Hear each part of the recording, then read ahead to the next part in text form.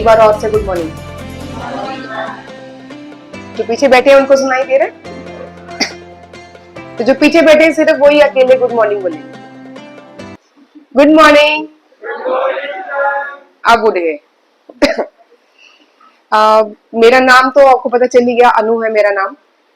नाम भी छोटा सा है, काम भी छोटे छोटे करके यहाँ तक पहुंचे हैं। अभी जैसे डॉक्टर प्रतिभा ने बात करी कि गोल को कैसे अचीव करना है, उसके लिए आपकी स्ट्रैटेजी क्या होनी चाहिए, है ना।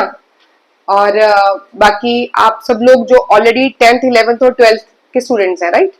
10th only 12th? अच्छा, मेडिकल के कितने बच्चे हैं? Raise your hands. Medical stream.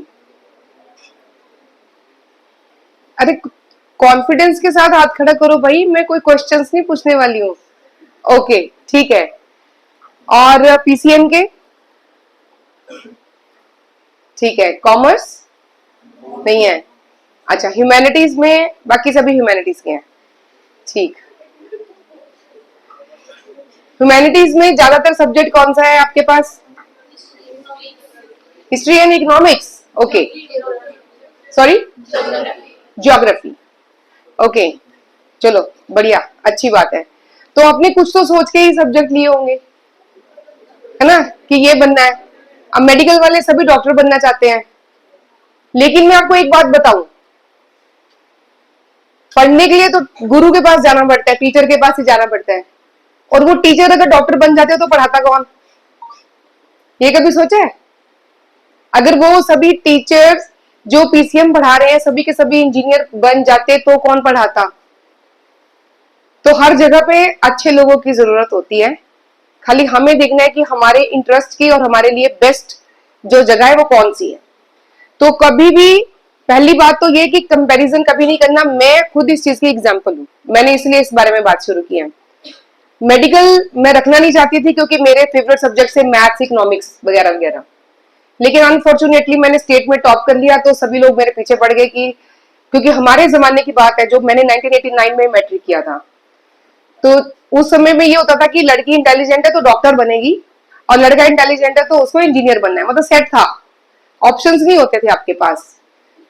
हालांकि मैं थोड़ी क्रांतिकारी टाइप थी, लेकिन फिर भी थोड़ा तो मैंने कोशिश की कि नहीं नहीं चलो कॉमर्स ले लेती हूँ। लेकिन फिर भी मेरी फ्रेंड और उसके पापा वो कहते हैं ना, अपने ही अपने को धोखा देते हैं, तो उन्होंने पूरा ऐसे षड्यंत्र रच के और मुझे मेडिकल सब्जेक्ट ले दिए। मैं कभी डॉक्टर नहीं बनना चाहती थी। उसके बाद फिर मैंने सोचा चलो पढ़ना ही है, कुछ भी पढ़ लेंगे। फिर पढ़ाई शुरू की तो +1 में जैसे ही गए तो वो एक आंखें खुलती है ना जब असलियत से सामने होते हैं, तो वो हुआ मेरे साथ। पहली बात तो ये कि मैं पंजाबी मीडियम स्कूल से थी, 6 से लेके 10 तक सारे सब्जेक्ट पंजाबी में थे। 5th तक हमने प्राइवेट स्कूल में इंग्लिश हिंदी पढ़ी हुई थी, सारे सब्जेक्ट पंजाबी में थे। 9th 10th में आके हमने 2 लड़कियों ने बगावत करके अपने मैथ्स और साइंस इंग्लिश में कर लिए। टीचर ने हमें पढ़ाने से मना कर दिया, कह रहे हम नहीं 2 बच्चों को अलग से पढ़ा सकते इंग्लिश में, आप खुद पढ़िए। हमने कहा कोई दिक्कत नहीं, हम खुद पढ़ लेंगे। तो खुद पढ़े, उसके बावजूद भी टॉप किया। लेकिन इतना कॉन्फिडेंस छोड़ो, घमंड होता था हम अपने बारे में कि भैया हम तो सबसे बेस्ट हैं, कोई कंपटीशन ही कोई नहीं था स्कूल में। लेकिन असलियत का सामना तब होता है जब अपने कंफर्ट जोन से बाहर निकलते हैं। तो जब कॉलेज में गए तो +1 +2 हमारे टाइम पे कॉलेज में थी। धीरज पीछे नजर नहीं आ रहा बच्चों को? हाँ, एक्चुअली मुझे बच्चे नजर नहीं आ रहे। तो हमारे टाइम पे 11th एंड 12th जो था ना वो कॉलेज में था, नया नया शुरू हुआ था ये सिस्टम तब। तो कॉलेज गए तो 80 लड़कियां क्लास में। नॉर्थ इंडिया का one of the best college था, HMV जलंधर में, पंजाब की हूं मैं। तो 80 लड़कियां और टीचर आई, आकर उसने बोर्ड पे पढ़ाया और चली गई। कुछ मतलब नहीं है किसी को कुछ समझ में आया है नहीं आया है। हम देखते रहे कि ये हुआ क्या। कसम से एक भी अक्षर समझ नहीं आया कि क्या उस दिन सब्जेक्ट कौन सा था। घर आ गए, चलो अगले दिन फिर गए, 1 सप्ताह ऐसे ही चलता रहा। मैं तो ना किसी को बता पाऊं कि मेरे साथ क्या हो रहा है, और ना मैं कुछ कर पाऊं। मतलब सीरियसली ऐसे लगे कि ये गलत हो गया, क्या ही हो गया हमारे साथ। और रोज मैं रोया करूं कि ये तो अब मैं करूं क्या, कुछ समझ में ना आए, क्योंकि इंग्लिश तो उतनी कमांड थी नहीं, और वहां सब कुछ कम्युनिकेशन पूरा टोटल इंग्लिश में था। और उस पे भी ऑन टॉप ऑफ एवरीथिंग एक और जो बात थी वो ये थी कि क्लास में जो कॉन्वेंट एजुकेटेड गर्ल्स थे वो ऑलरेडी 11th का सब्जेक्ट सिलेबस खत्म करके आए थे, क्योंकि वो लोग फोकस्ड थे, उनको पहले ही पता था कि उनको क्या करना है। 10th के एग्जाम देख के हमने तो खूब मारी मस्ती, 2 महीने, 2 महीने की छुट्टियां, पता था 2 महीने के बाद रिजल्ट आएंगे फिर सोचेंगे क्या करना। 2 महीने दबा के मस्ती की। लेकिन 2 महीने के बाद जब प्लस 11th में मेडिकल में गए, वहां जाके देखा कि बच्चे 2 महीने में सिलेबस खत्म करके आ गए, 2 महीने में सिलेबस खत्म करके आ गए। और उनको तो मतलब वो वहां पे एक तरह से वो टीचर जो आती थी वो भी उन्हीं उन्हीं बच्चों के लिए क्लास में आ रही थी, ऐसे मुझे लगता था कि ये इन्हीं से बात करती हैं, और ये जो भी वो बोलती है इनको पहले से पता रहता है, ये आपस में कम्युनिकेट करते हैं, वो चली जाती है। बाकी के स्टूडेंट्स क्या कर रहे हैं उनको कुछ फर्क नहीं पड़ना।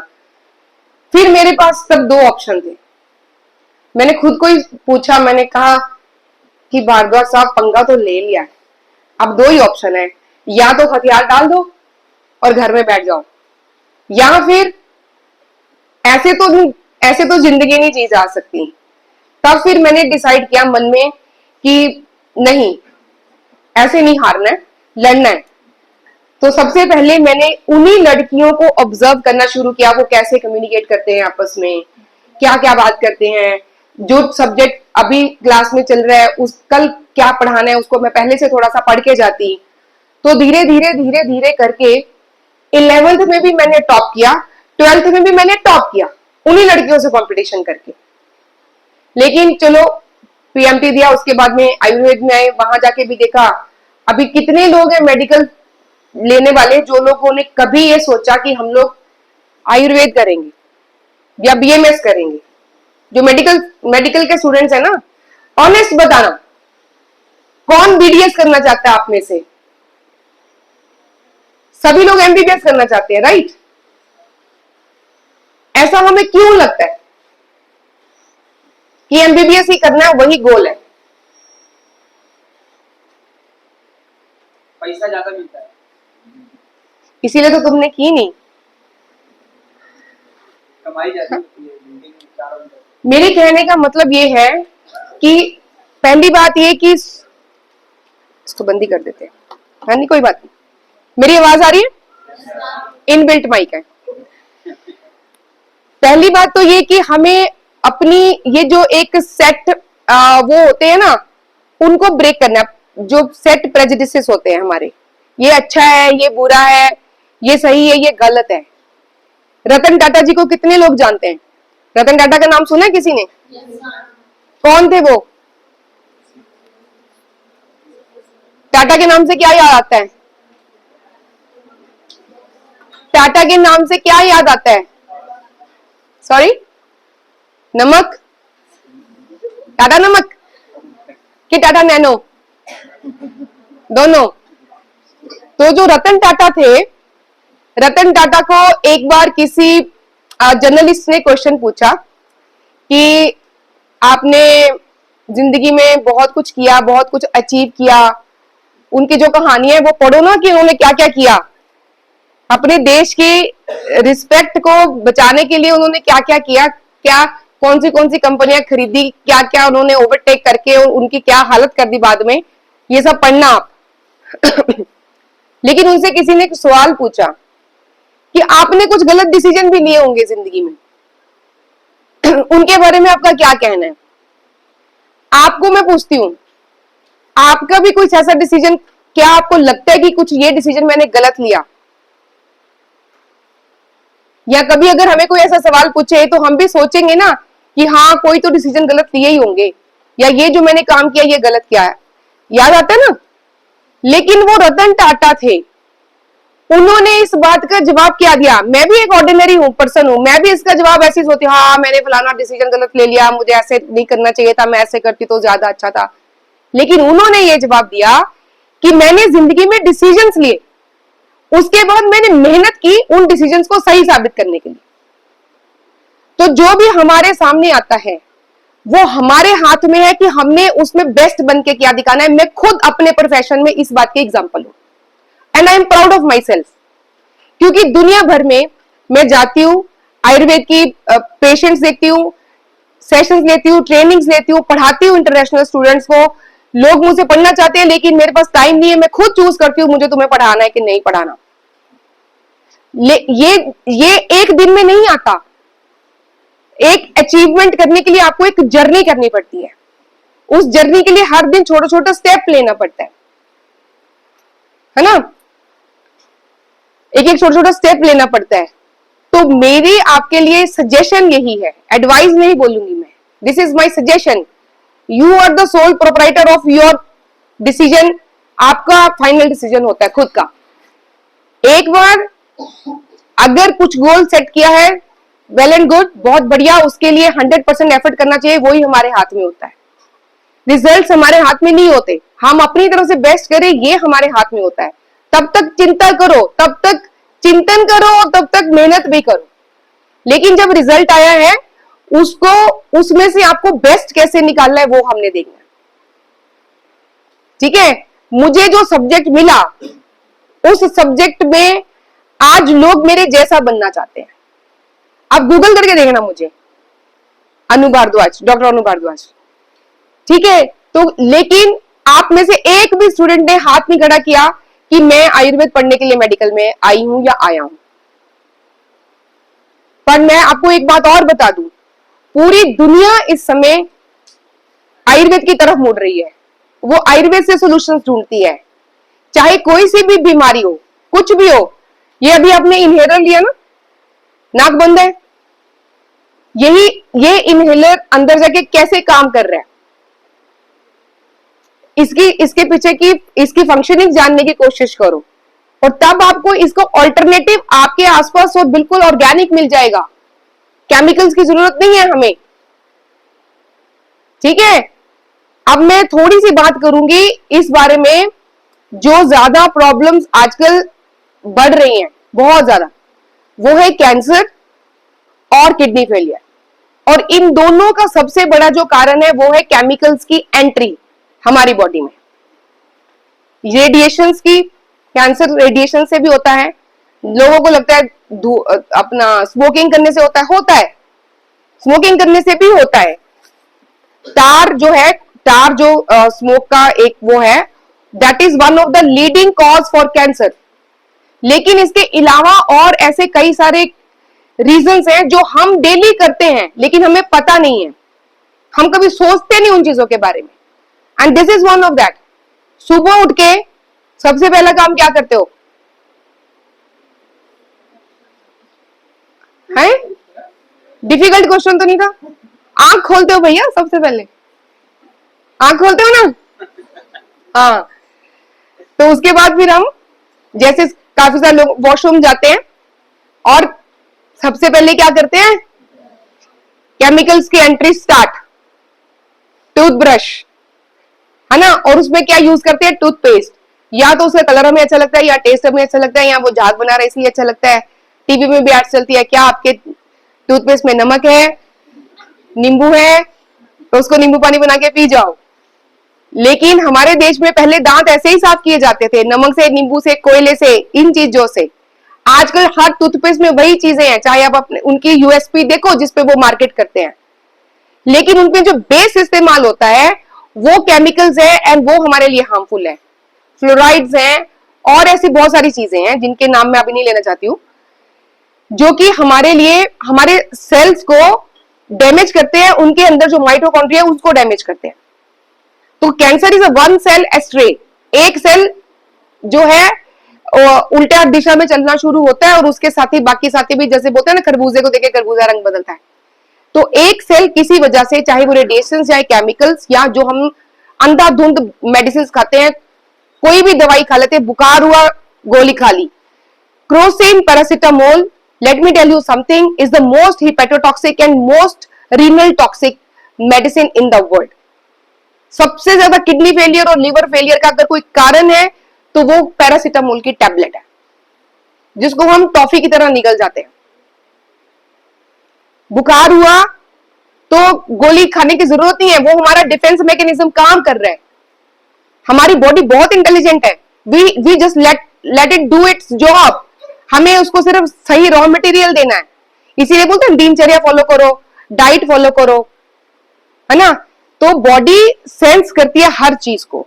आपके कांटा लगे कभी? कांटा लग जाता है तो सबसे पहला रिएक्शन क्या आता है? आउच, यही होता है ना, कि कुछ दर्द होती है। तो वो जो पेन है वो पहली इंटेलिजेंस है हमारी बॉडी की, वो हमारी अटेंशन खींचती है कि इधर कुछ गड़बड़ है, इधर इसको ठीक कर लो। तो वो कांटा अगर तुमने निकाल दिया तो ठीक है, अगर वो अंदर रह गया तो वो आसपास की जगह गल सड़ जाती है, पस पड़ जाती है वहां पे। ये जो मैं आपको चीज बता रही हूं ना, ये सारी बीमारियों का यही मैकेनिज्म है। ये एक एग्जांपल है, हमें दिखती है, हमें समझ में आ जाएगी। उस कांटे के कारण उसको खान के, पचा के, गला के, सड़ा के बाहर निकालने की कोशिश हमारी बॉडी करती है। उस प्रोसेस में सराउंडिंग टिश्यू गल सड़ जाता है, लेकिन वो ठीक नहीं होता। हम लोग एंटीबायोटिक खाते हैं, उसमें ड्रेसिंग होती रहती है, कुछ ठीक नहीं होगा जब तक कि उस कांटे को बाहर नहीं निकाला जाएगा। जब आप उस कांटे को निकाल दोगे, सरप्राइजिंगली बॉडी अपने आप उस जख्म को भर लेती है, आपको कुछ भी नहीं करना पड़ता। तो क्या बोलोगे इसको? हमारा सॉफ्टवेयर है ना, बिना मैलवेयर के था, हम उसको करप्ट कर रहे हैं डाल डाल के उसमें वायरसेस। बिल्कुल इसी तरह से अगर नाक से चला गया, छींक आती है। अगर हमने कुछ खा लिया तो हमारी बॉडी उसको बाहर निकालने की कोशिश करेगी, वॉमिट आएगी। अगर हमने उसको पचा लिया, आंतों में चला गया, तब भी उसको बाहर निकालने की एक और कोशिश की जाती है, लूज मोशंस आएंगे। ठीक, अगर ब्लड में चला गया तो हमारी बॉडी टेम्परेचर बढ़ाती है उसको मारने के लिए, जो ऑर्गेनिज्म, माइक्रो ऑर्गेनिजम्स होते हैं उनको। तो ये हमारी बॉडी का डिफेंस मैकेनिज्म है। लेकिन हम क्या करते हैं? छींक आई, गोली खा लो, उल्टी आई, बंद कर दो, लूज मोशन आए, उसको भी बंद कर दो। Eventually we are trying to tell our body, हमें ये गंदगी बड़ी पसंद आ रही है भैया, बाहर नहीं निकलने देंगे, अंदर ही छोड़ दो। तो वो कहीं ना कहीं तो जाके गड़बड़ करेगा ना बॉडी में। तो that is like a terrorist entry in the body, और वो अपनी कॉलोनीज ग्रो कर करके जब उनकी एक आर्मी तैयार होती है, फिर वो अटैक करते हैं। ये मैकेनिज्म है बीमारियों का। अब हम कहां पे इंटरफेयर कर सकते हैं इसमें? नंबर 1, बॉडी के डिफेंस मैकेनिज्म में इंटरफेयर नहीं करना, let it heal on its own. ठीक है, बुखार भी हो गया तो सौंठ का काढ़ा बना के पी लो, सौंठ वाला पानी उबाल लो, उसको सिप सिप करते रहना है पूरा दिन, और कुछ नहीं। खाना नहीं खाना एक दिन, या सिर्फ जूस और फ्रूट्स खाने हैं और कुछ नहीं खाना, पका हुआ खाना 2-3 दिन नहीं खाना।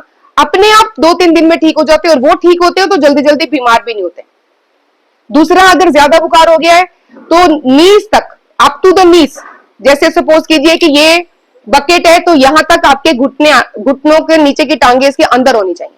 इसके अंदर 42 डिग्री सेंटीग्रेड पानी में पैर डुबो के रखिए आधे पौने घंटे के लिए, और बॉडी को चादर से ढक लीजिए। सिर के ऊपर एक ठंडे पानी का टॉवल रख लीजिए, क्योंकि सिर हमेशा ठंडा रहना चाहिए, माथा गर्म नहीं करना। हमारे पंजाब में कहते हैं पैर गर्म, पेट नरम, सिर ठंडा, और डॉक्टर आए तो उसको मारो डंडा। ठीक है, तो पैर गर्म रखने हैं, पेट नरम रखना है, और सिर को ठंडा रखना है। तो इस तरह से अगर आप इसमें बैठते हैं तो टेम्परेचर बढ़ता है, माइक्रो ऑर्गेनिजम्स बढ़ जाते हैं, और बुखार अपने आप नीचे आ जाता है। हमें टैबलेट्स लेने की जरूरत नहीं रहती। दूसरा हमें क्या करना है? दूसरा हमें करना है कि हमें अपना खाना जो हम खा रहे हैं उसमें थंब रूल 3 है, वो मैं बता देती हूँ। ज्यादा आपको मैं होमवर्क देके जा रही हूँ, आप खुद कीजिए। Local eating, seasonal eating and fresh eating. Local क्यों?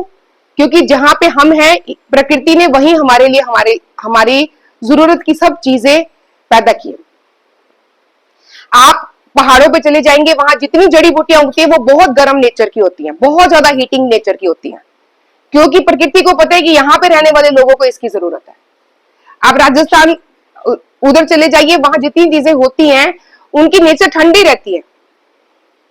हम लोग यहाँ पे हैं, हमारे लिए ईश्वर ने यहाँ सरसों का तेल की खेती हो ऐसे बनाया, थोड़ा और हम लोग डाउन साउथ की तरफ जाना शुरू करेंगे तो तिल की खेती होती है, उसके बाद मूंगफली की होती है, फिर कोकोनट की होती है ना। लेकिन हमको क्या चाहिए, हमें चाहिए ऑलिव ऑयल। क्यों चाहिए? क्योंकि उसका ट्रेंड है, क्योंकि वो फैशन है, क्योंकि उसमें क्या है, ओमेगा 3 फैटी एसिड, ऐसे बोलते हैं। ऑलिव ऑयल तो खाना ही खाना है, घर पे होना ही चाहिए, हार्ट के लिए बड़ा हेल्दी है। तो इसका मतलब तो भगवान ने गलती करी है, ये तो उसकी गलती है कि उसने ऑलिव को यहां नहीं उगाया, यूरोप में उग रहा है ऑलिव। अगर हमें उसकी जरूरत होती तो यहां उगता, हमारी बॉडी के लिए अगर ऑलिव ऑयल बना होता तो वो यहां पर भी पैदा होता।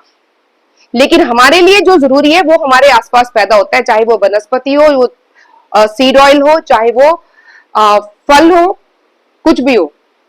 क्योंकि डिपेंड्स कौन सी मिट्टी में, कौन से पानी से और कौन सी हवा में सांस लेके हम बड़े हुए हैं, और कौन सी मिट्टी, पानी और हवा से वो वनस्पति पैदा हुई। They can be friends with us. जो ग्लोबलाइजेशन ऑफ फूड हो रहा है, उसी के कारण से ग्लोबलाइजेशन ऑफ डिजीजेस भी हो रहा है। तो पहला काम ये करना है, आप सर्च कीजिए ritucharya. Ritucharya means seasonal regiment या seasonal routine according to Ayurveda. उसमें क्या बताया गया कि हर 2 महीने का एक सीजन है, तो उसमें क्या करना है, क्या खाना है, क्या नहीं खाना, कैसे कपड़े पहनने, कैसे बैठना, कैसे सोना, everything with so much of precision. ठीक है, तो उसको फॉलो करना शुरू कीजिए। सेकंड, सुबह उठने से लेकर रात को सोने तक लिस्ट बनाइए कितने केमिकल्स बॉडी में एंटर कर दिए। जो कुछ आप स्किन पे लगाते हो, मैं लास्ट एक डेमो देके इसको फिनिश करूंगी, बोलने को तो सारा दिन चाहे बोलते रहे। जो कुछ आप स्किन में लगाते हो, क्रीम्स यूज करते हैं, लोशंस या क्रीम्स करते हैं ना, लगाते ही कहां गायब हो जाती है, कहां जाती, उड़ जाती है, कहां गई? कभी सोचा उसमें क्या है? मुंह में डालने से पहले हम देखते हैं ना कि जहरीला तो नहीं है। स्किन पे जो भी लगा वो सीधा एब्जॉर्ब होके सीधा वो ब्लड में एब्जॉर्ब होता, सीधा सेल्स में गया। उसके लिए हम सोचते ही नहीं, और फिर हम पूछते हैं अरे यार मैं तो वेजिटेरियन हूं, हमने तो कभी कुछ ऐसा किया नहीं, मुझे ये बीमारी क्यों हो गई, है ना। तो वो जो क्रीम्स हम लगाते हैं, जो सनस्क्रीन्स लगाते हैं, जो गोरे काले होने की क्रीम्स लगाते हैं, जो मेकअप हम लगाते हैं, और जो whatever we are putting on our head, scalp, shampoos है, कंडीशनर्स हैं, जो कुछ भी, everything is chemical, everything is chemical. And वो सभी के सभी एंट्रीज जो है एक एक करके आपको स्ट्राइक ऑफ करने शुरू करनी है, उसकी लिस्ट बनाइए। तो जो हेल्थ इंडेक्स है, अगर आप चाहते हैं हमारे बड़े बुजुर्गों की तरह जैसे वो दिखते थे, हमसे ज्यादा सुंदर दिखते थे, हमसे ज्यादा कद काठी अच्छी थी उनकी, हमसे ज्यादा स्ट्रेंथ अच्छी थी उनकी, और उनकी हेल्थ भी अच्छी थी, नॉलेज भी। 100 साल की गारंटी। हाँ चलो, उतना तो जी अकेले जी के नहीं क्या करेंगे ना, बाकी के लोग निकल लेंगे तो हम क्या करेंगे। तो ये है, ये क्या है, ये रामदेव जी हैं। सही तो कहता है। उन्होंने कॉपीराइट कर लिया हर चीज पे। ये एलोवेरा जेल है, ठीक है, इसमें हमने थोड़ी एलोवेरा जेल डाल दी, ठीक, जितनी जेल डाली उससे आधा हमने इसमें, ये सरसों का ऑयल है क्या, जेल, तभी आपकी स्किन क्रिस्टल क्लियर है ना। ये मैंने सरसों का तेल लिया क्योंकि ये अवेलेबल था, आप तिल का तेल लेंगे तो सबसे बेस्ट है। ये जेल कैसे बनानी है ये भी मैं आपको बता दूंगी क्योंकि इसमें भी प्रिजर्वेटिव्स हैं। इसको आप मिक्स कीजिए, करो मिक्स, मिक्स करो, लो थोड़ी सी और जेल डाल देते हैं, करो मिक्स करते हैं, तो काम करते रहना है, काम नहीं रुकना चाहिए।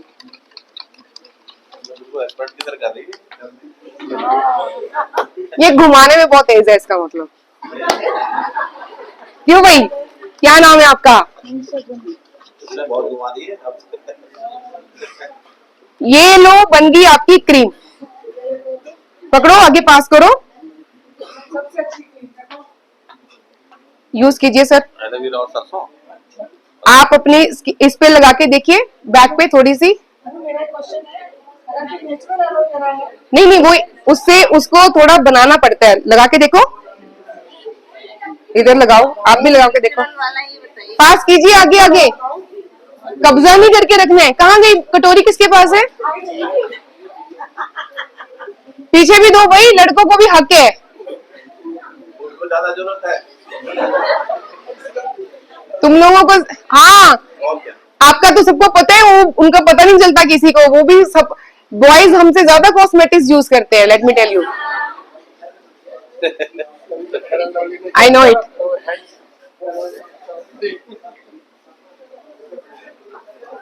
बताओ, ऑयली लग रहा है कि नहीं लग रहा? के स्किन के अंदर चली गई, चली गई ना?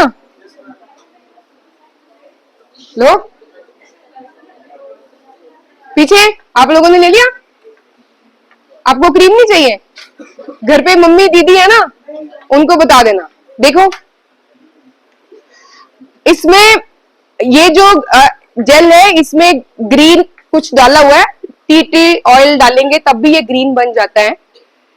तो अगर आप, ये आपकी अपनी क्रीम बन गई, ये खराब नहीं होगी, जितने दिन मर्जी रखो इसको। लेकिन जो मार्केट से आप खरीद के लाते हो, उसमें क्या क्या केमिकल्स है, यू डोंट नो।